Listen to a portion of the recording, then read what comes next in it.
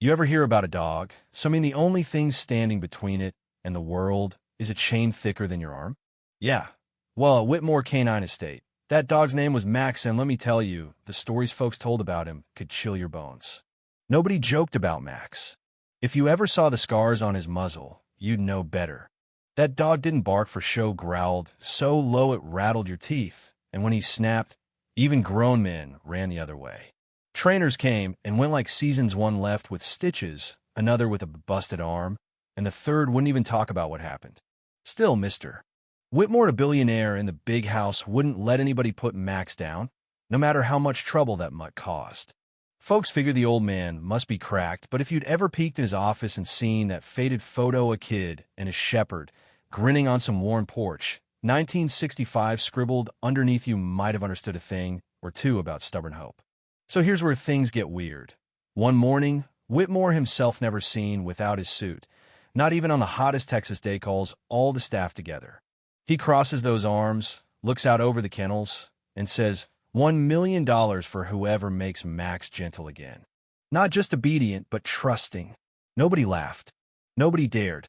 Because they all knew it wasn't about the cash. It was about something the old man just couldn't let goth last, linked to a time when he'd known real love. Maybe the only kind he ever got. Now, miles away, while Whitmore's world spun in wealth and shadows, there was a kid named Maya who moved through the city like she was made of smoke, unnoticed, untouched, and just about invisible. She was 12, but she carried herself like someone twice that age, probably 'cause she had to.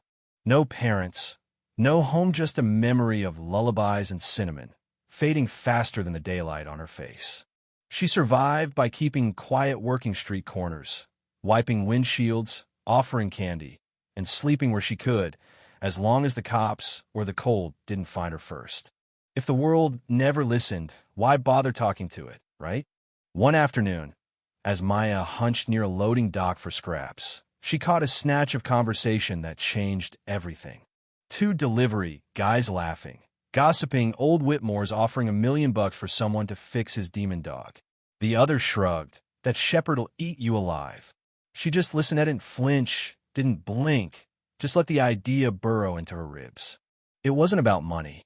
Hell, she didn't even know what $1 million felt like.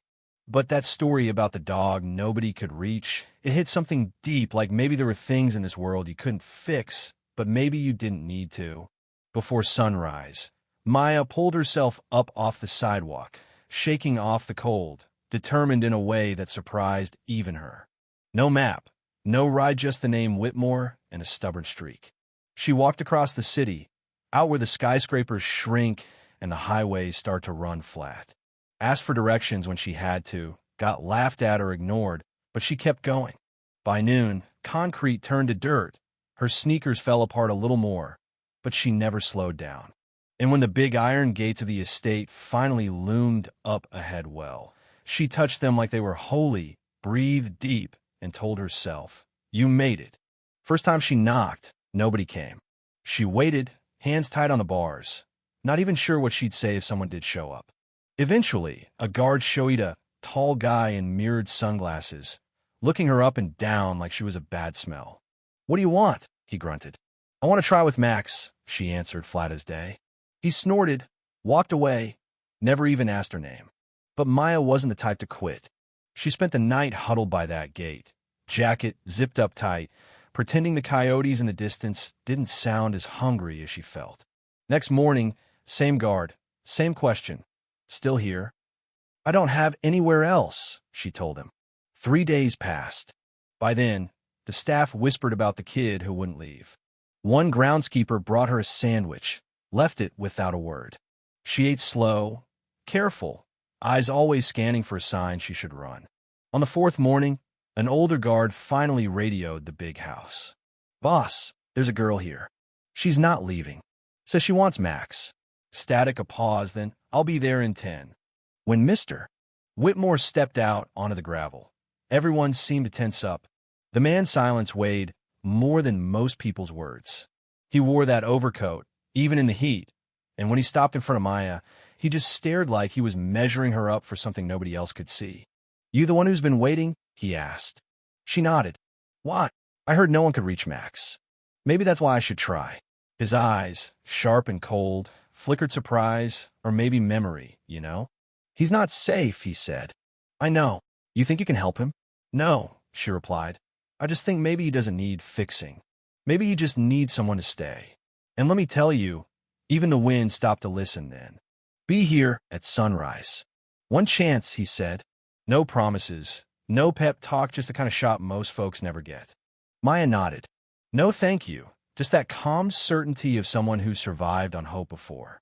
Next morning, the grass still slick with dew, Maya walked onto the field where Max waited.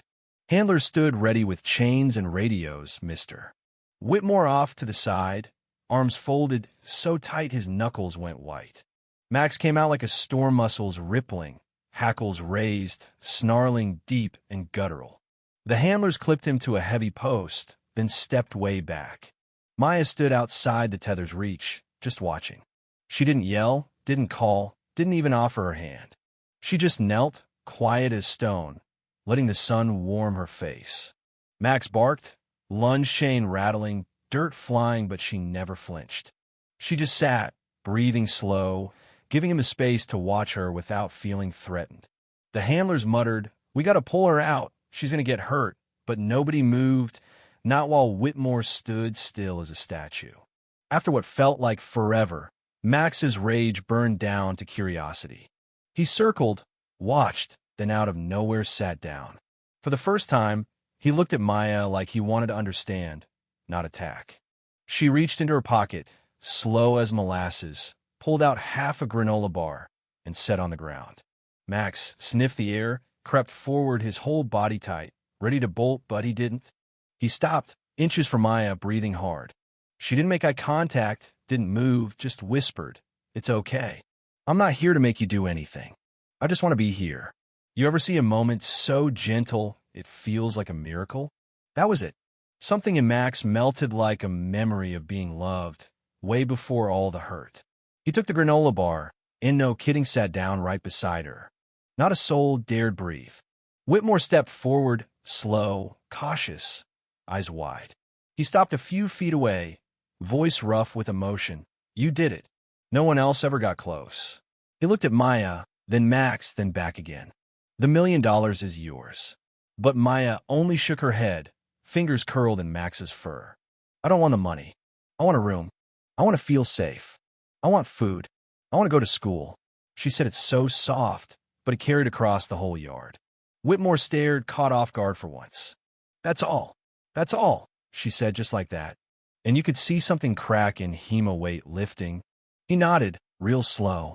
"You'll live in the house. You'll eat with me. We'll get you in school tomorrow. No drama, no applause. Just quiet understanding between two people who knew what it meant to be lonely." That night, Maya slept in a real bed, the kind with a soft mattress and lavender sheets. Max curled up outside her door, standing guard. "Mr." Whitmore sat with that old photo in his lap, me and Duke, 1965, whispering, "She didn't fix him. She just reminded him he was never broken." For the first time in years, he didn't feel so empty. From then on, Maya belonged. Whitmore had a reason to smile at breakfast. Max wagged his tail at the sound of her footsteps, and the town finally heard about the girl who tamed the impossible dog. People said, some things money can't fix, and maybe that's the real truth. But let me ask you, if you saw a kid and a dog both lost, both given up on finding each other in a world that only noticed them when they made trouble, would you call that luck, or would you call it justice? Yeah, maybe that's the question. Drop a comment below. What's worth more, $1 million or a shot at finally being seen?